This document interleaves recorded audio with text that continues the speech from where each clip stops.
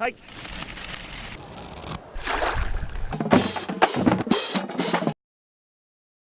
Grab my tickets here.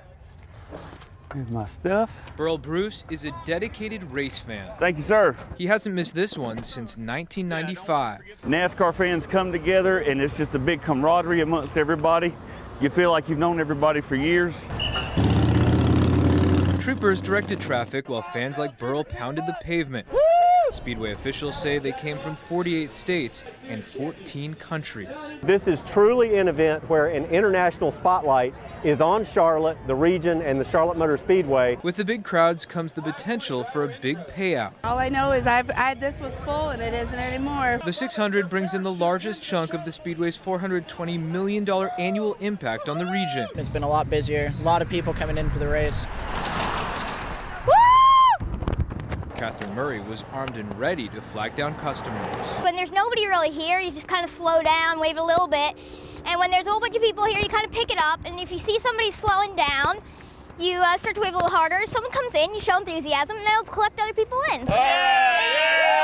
From the tailgate, you can kick back and relax. You can have a drink or two. You don't have to get in a car and drive. To the main event. Who's gonna win? One thing is clear. This is a Memorial Weekend tradition for Burl Bruce and his friends. All right, you guys ready to roll? They say it won't end anytime soon. Regardless, no matter the outcome, we're all gonna have fun. I go to Cabot High School and I'm a junior. Hazen High School, 2012 senior. I'm a senior at Jacksonville High School, and this is drag racing for high schoolers.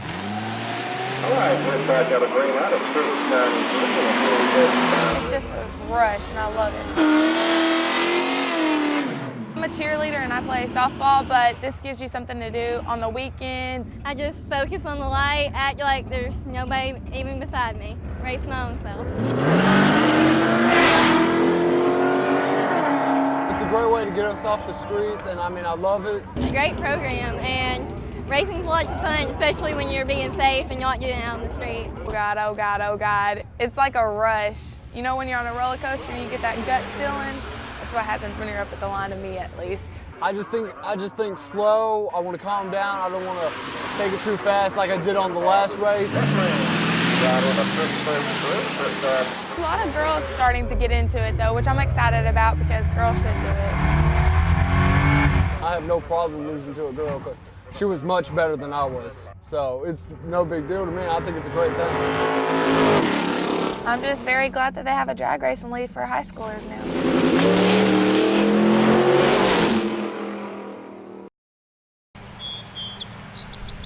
You are at the John Doe family farm. We call it the compound. 26 acres, 3 houses, a couple of barns, a whole lot of animals, and of course, the John Doe family.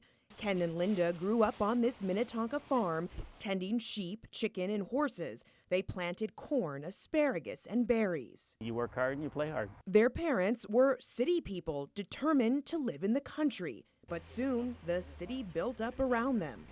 It's very surreal. I mean, we joke as a family, it's kind of like somebody's died.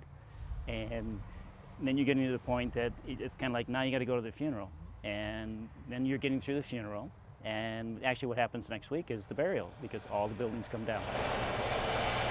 Including the original house built in 1961. The doors never locked. The motto of the John Doe matriarch was to get outside. Get outside, get out of here. You're not going to be in the house. Life's lessons for the 6 John Doe kids and 11 grandchildren would be learned amidst the fresh air on the farm. One of the most important things my dad taught us was the balance between work and life.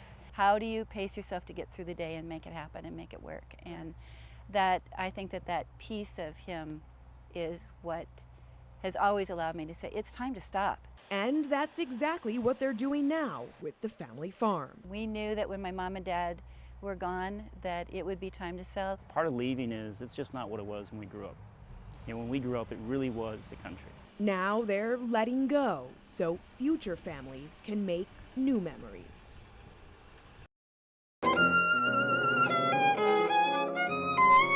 We're playing Samuel Barber's Sonata in F minor, Opus 4 for violin and piano. He set the sonata aside It was 3 movements. He set it aside for revision later, and then the manuscript was lost. It's just that this piece was really thought lost to the ages. Here's a piece that's by an famous American composer that we haven't heard before. I don't think it's ever been recorded before. And this turned up in a collection of papers of somebody who was a friend of the Barber family, and it was thought that it perhaps was used as gift wrap. This piece, most violinists don't even know that it exists, let alone the fact that it's now available. So to hear it here for the first time was a treat. It's humbling, and it's a privilege to be able to introduce it to audiences because we both love it so much.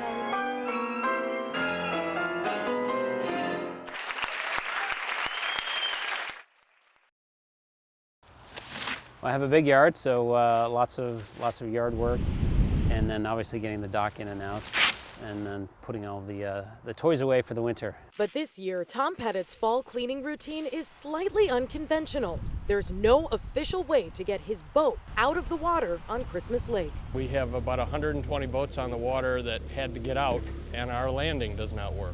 The DNR closed the lake's only boat landing while it works to eliminate the zebra mussel population. If that gives us the opportunity to eradicate them, we will do everything we can.